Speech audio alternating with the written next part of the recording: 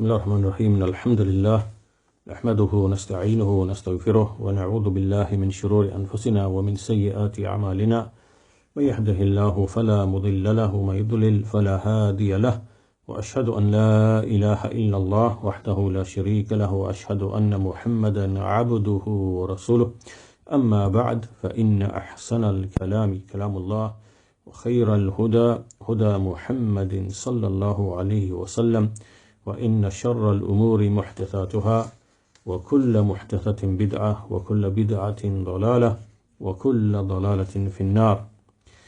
This is the 27th lesson in our series on the book Al-Uboodiyyah of Shaykh al-Islam Ibn Taymiyyah rahimahullah with the commentary of Shaykh Salih al-Fawzan.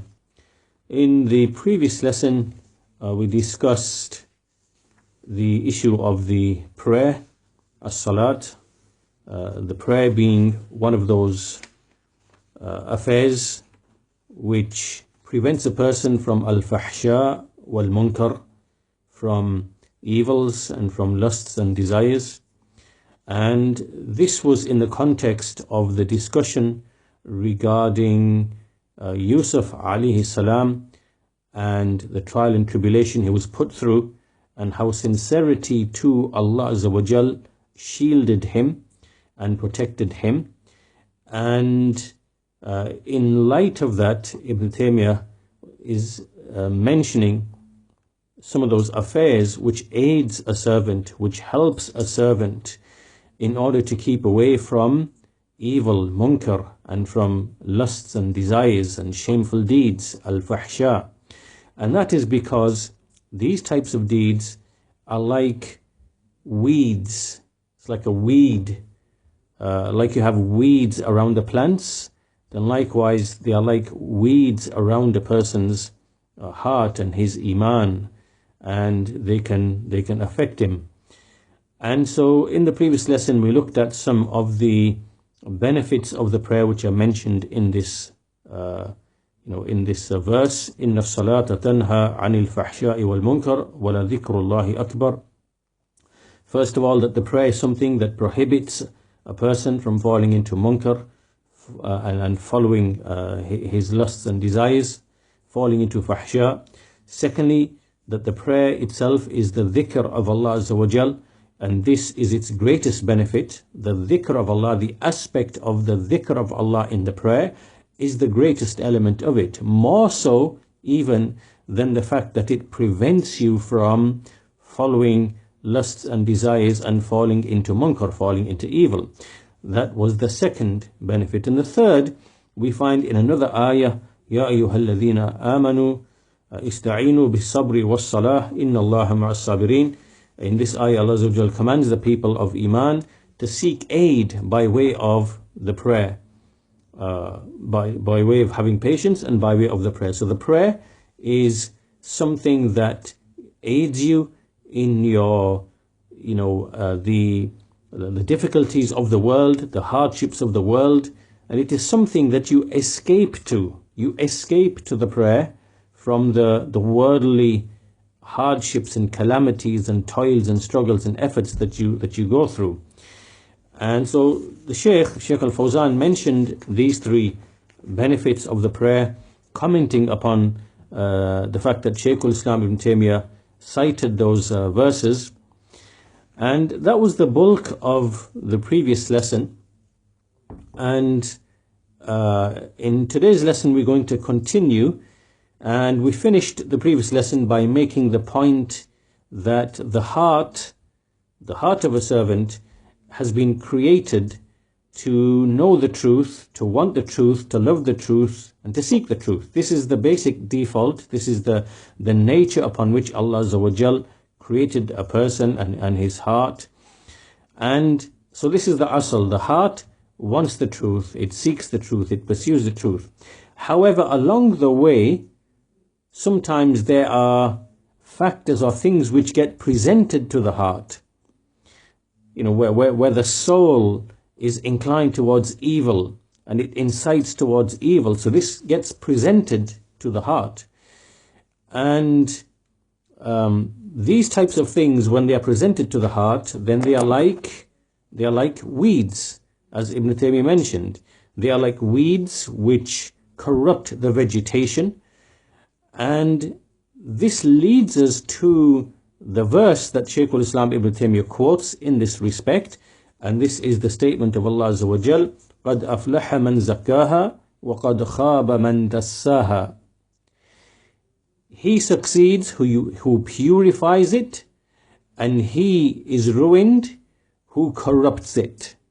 This is a reference to to the soul. And also the statement of Allah Azza wa Jal in Surah Al-A'la, قَدْ أَفْلَحَ مَنْ تَزَكَّى وَذَكَرَ اسْمَ رَبِّهِ فَصَلَّى.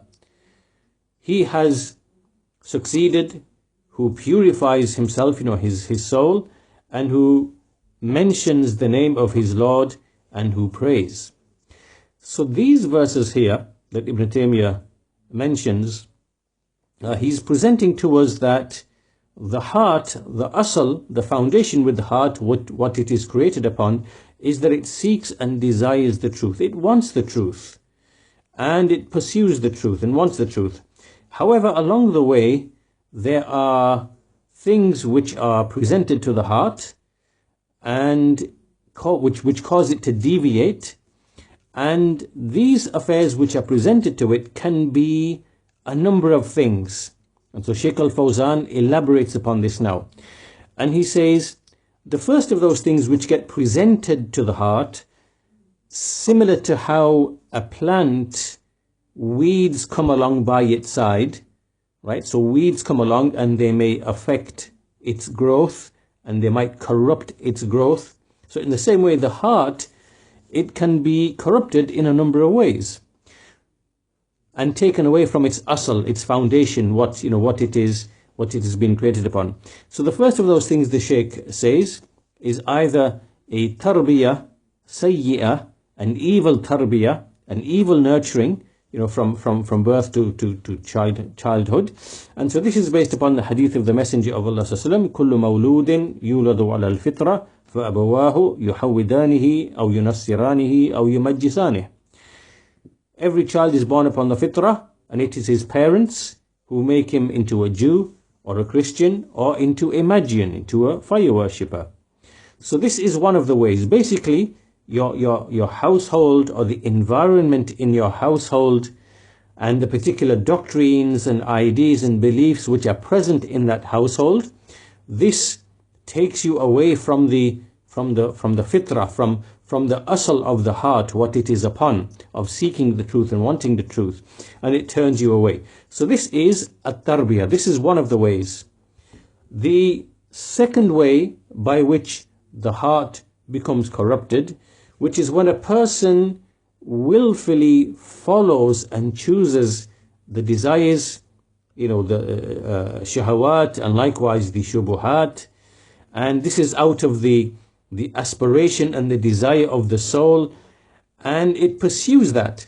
And as a result of this, its original state, the original fitrah, the original love for the truth and desire for the truth and venerating the truth, all of this, it becomes weakened.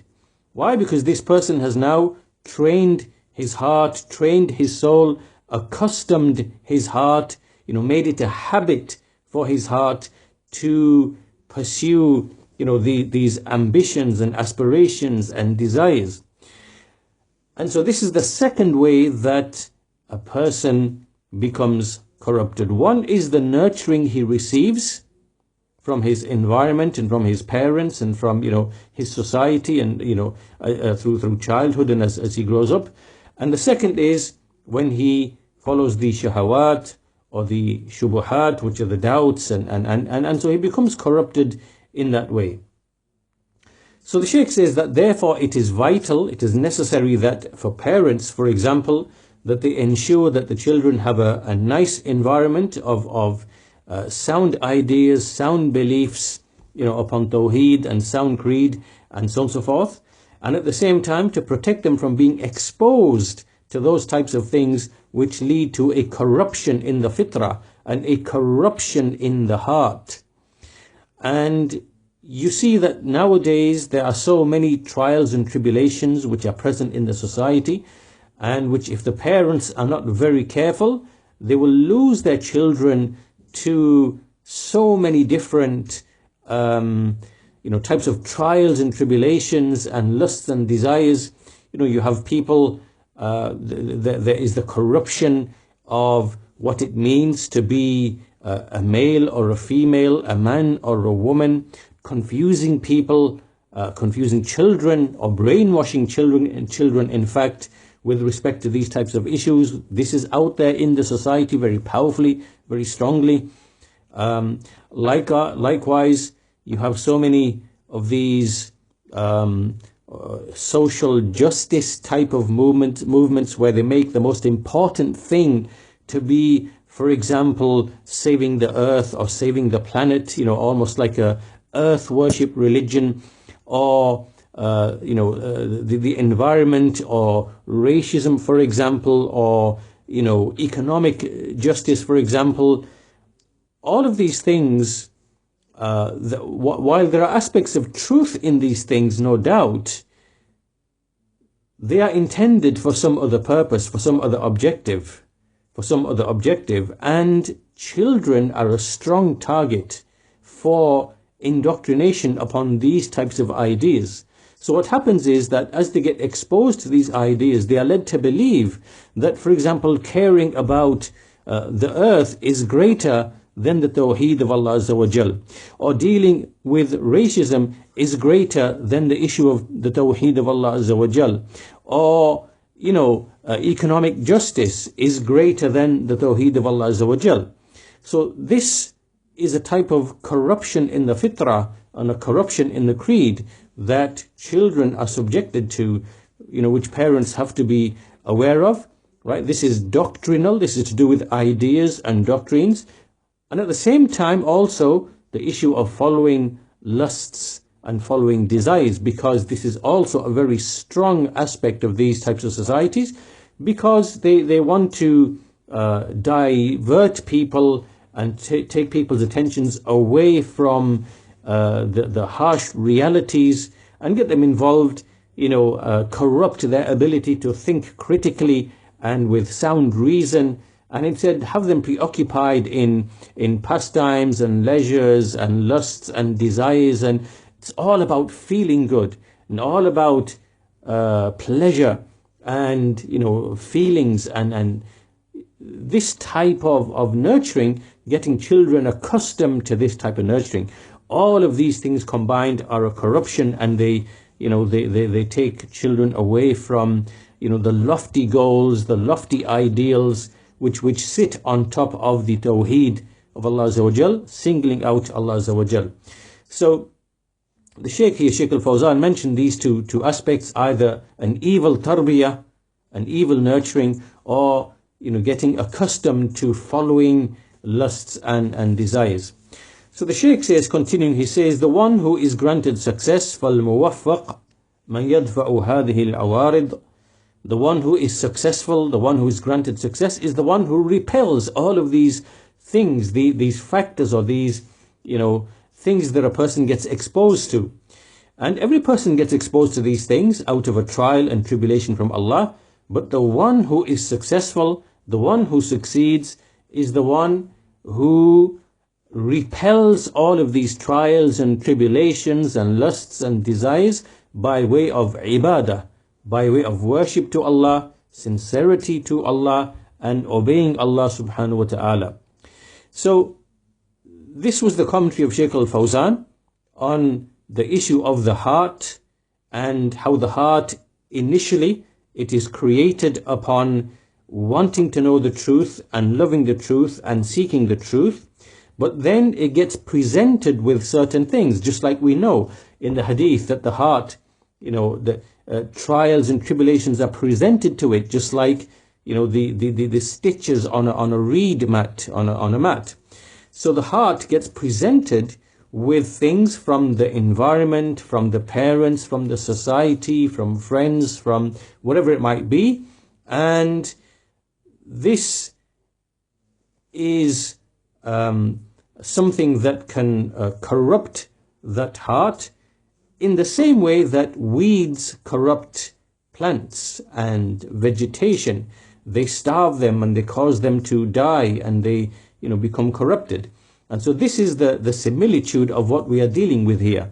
And for that reason, we see the verses which are quoted, which are highly relevant, in that Allah Azza wa Jal says, قَدْ أَفْلَحَ مَنْ زَكَّاهَا وَقَدْ خَابَ مَنْ دَسَّاهَا. He succeeds who purifies it, and he is ruined who corrupts it. And so Shaykh al-Fawzan comments upon this verse that was mentioned by Ibn Taymiyyah, and he said that here Allah Azza wa Jal swore by the soul, and in the passage in Surah Al-Shams, he swore by the soul, and he said فَأَلْحَمَهَا فُجُورَهَا وَتَقْوَاهَا, that he inspired the soul with either with its sinfulness or with its piety. So Allah Azza wa Jal is the one who decrees and inspires for one person that he will be someone who will follow sins, and for another person he inspires him and decrees that this will be a person whose soul will pursue taqwa, will pursue piety. So all of this is something that comes from Allah Azza wa Jal. And then he said after that, قَدْ أَفْلَحَ مَنْ زَكَّاهَا. He succeeds who purifies it, meaning who purifies his soul. He purifies it and he completes it, he raises it by way of obedience to Allah Azza wa Jal. وَقَدْ خَابَ مَنْ دَسَّاهَا. And he is ruined, the one who corrupts it. Meaning the one who corrupts it by way of sin and disobedience. So he makes it impure. It's like you take a garment and you throw it in the dust, and it starts turning black and grey with all of the dust that you get from the ground, or you throw it in mud and it picks up all of the mud. This is the same thing. A person who engages in sin and disobedience, effectively he's doing the same thing with his soul, right? Just like you take a nicely clean white garment that you've just washed, and then you throw it on the ground, you trample upon it. In the same way, when a person engages in sins and disobedience, effectively he's taking his soul and he's corrupting his soul. He's trampling upon his soul. He's dirtying his soul, right? He's making it impure in the same way. So, a person is the one who places his own soul. In other words, you are the one that determine what position you give yourself. Is it in the position of guidance, or is it the position of ruin and harm and impurity? The Shaykh quotes a line of poetry, وَمَا الْمَرْءُ إِلَّا حَيْثُ يَجْعَلْ نَفْسَهُ فَكُنْ طَالِبًا فِي النَّاسِ أَعْلَى الْمَرَاتِبِ. He said, a man is not except in the position or the status he puts himself in, right? You are the one who put yourself in whatever status you have. فَكُنْ طَالِبًا فِي النَّاسِ أَعْلَى الْمَرَاتِبِ.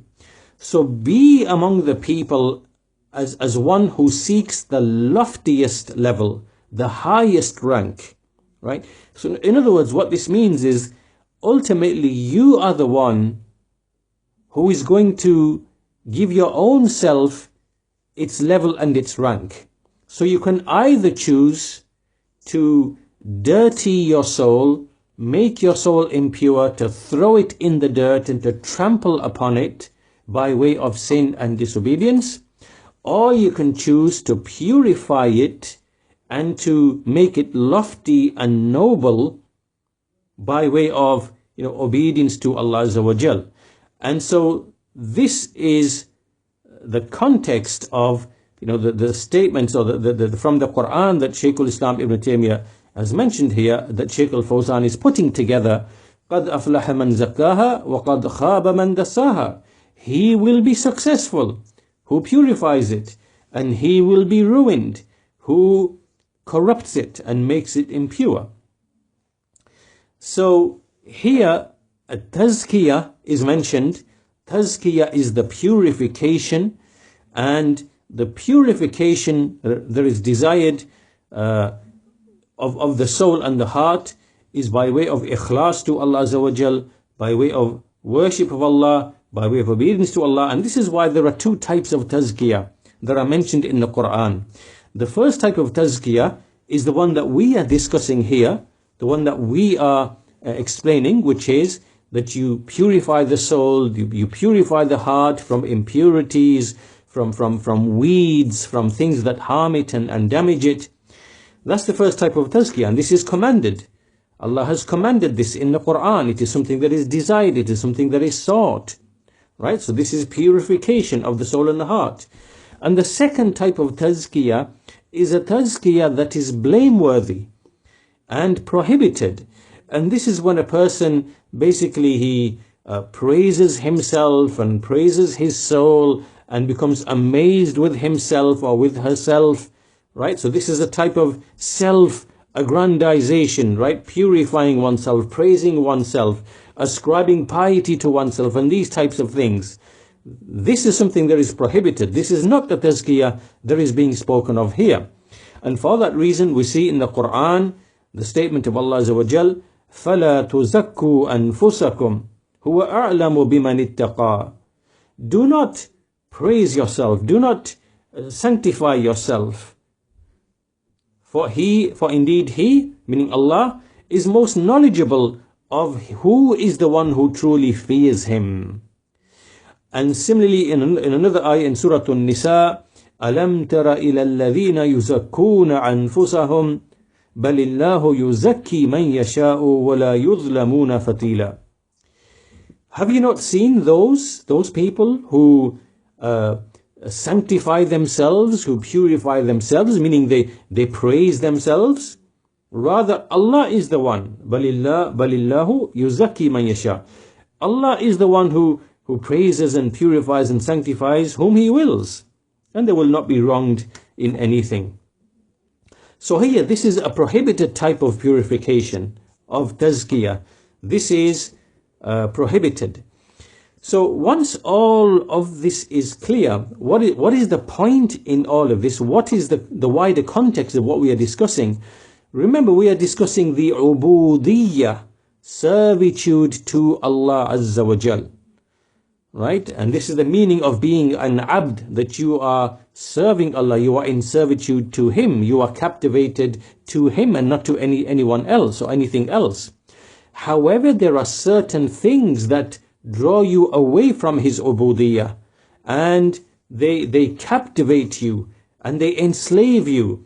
And from those things are the issues of relationships and lusts and desires. And this can happen even in a lawful setting, in a lawful relationship, as happens between a husband and wife, right? And it can also happen in an unlawful setting, right? Which is unlawful relationships.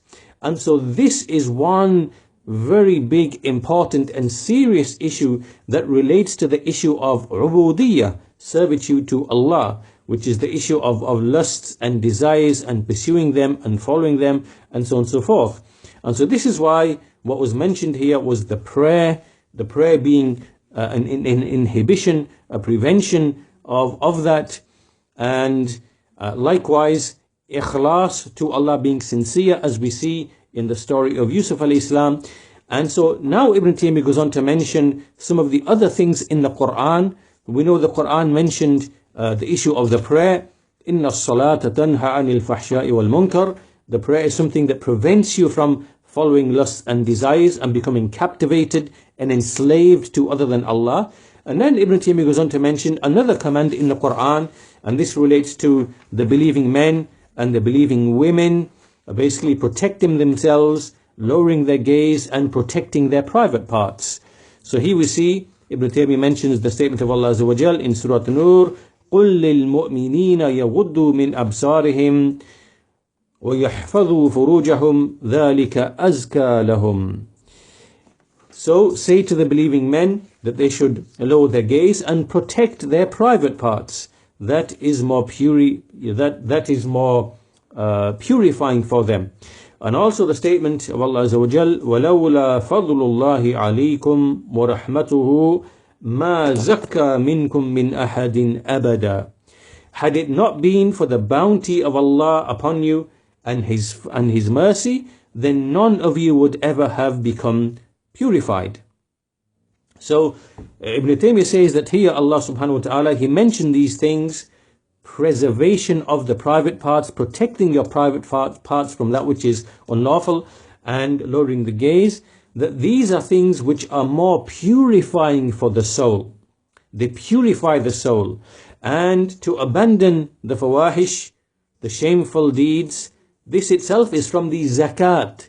It is from the zakat of the souls.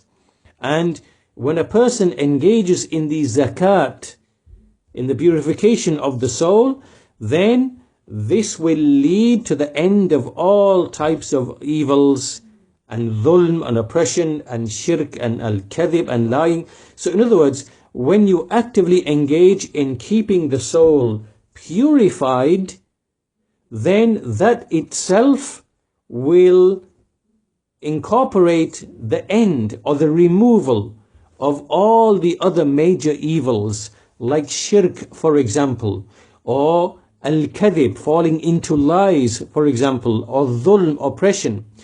And if you think about it, these types of major sins like shirk and lying and dhulm, you find that a person is willing to engage in dhulm and is willing to engage in lying and is willing to engage in these affairs, becoming captivated to other than Allah, in order to satisfy the lusts and the desires and the pursuits of his heart and his soul.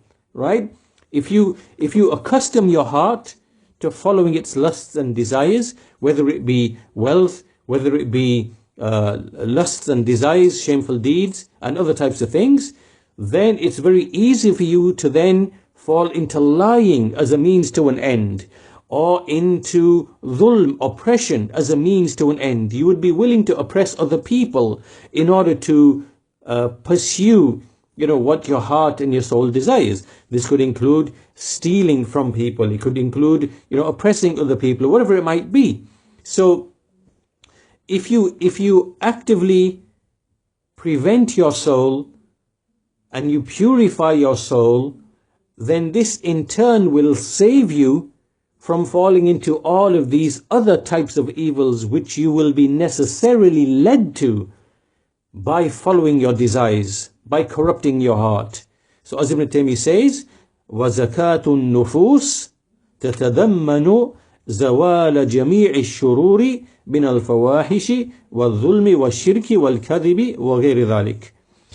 That purifying the soul incorporates, comprises, it brings about, it includes the ending, the cessation, the ending of all evils, whether they are the shameful deeds, whether they are dhulm, oppression, whether it is shirk itself, whether it is al-kadhib, lying, and other such things. So in other words, attending to the heart, purifying the heart, removing from it the weeds and the things that can starve it and kill it and corrupt it, then this in itself will give you protection and safety from many other types of evils that you would otherwise have fallen into, as a consequence of following your lusts and your desires. So we'll end on this point, because now Ibn Taymiyyah rahimahullah, he then goes on to mention another aspect of servitude, right? So far we've spoken about the shahawat, the lusts and desires and unlawful relationships and things of that nature which a person can enter into. But there are also other things by which a person's heart can be captivated and enslaved to other than Allah. And one of those things is seeking leadership, to seek position, to seek authority, right? To seek power. And this is one of those things that Ibn Taymiyyah rahimahullah ta'ala is going to discuss next. And so what we'll do is we'll conclude our lesson, keep our lessons short today, inshallah ta'ala, and we'll conclude on this point. And the next lesson will be discussing this issue of ri'asa, which is leadership, seeking authority and leadership, because this is, there are some people who get put to trial by way of lusts and desires. There are other people who get put to trial by way of power and authority and dominating other people. And there are other people who get put to trial by way of wealth and riches. And all of these things, they lead a person into uboodiyyah, servitude and captivation by other than Allah. So the issue of ri'asa, leadership, is what Ibn Taymiyyah rahimahullah ta'ala is going to discuss next. And so we'll conclude our lesson here. Today we discussed about the soul and purifying the soul and not corrupting the soul, and how this is a means of attaining protection and being firm in the deen of Allah Azza wa Jal, and it leads to so many other benefits. So we'll stop on this point inshallah ta'ala, and we'll continue the flow of the discussion in the next lesson. Walhamdulillahi Rabbil Alameen, wa sallallahu ala nabiyyina Muhammad wa ala alihi wa sahbihi ajma'een.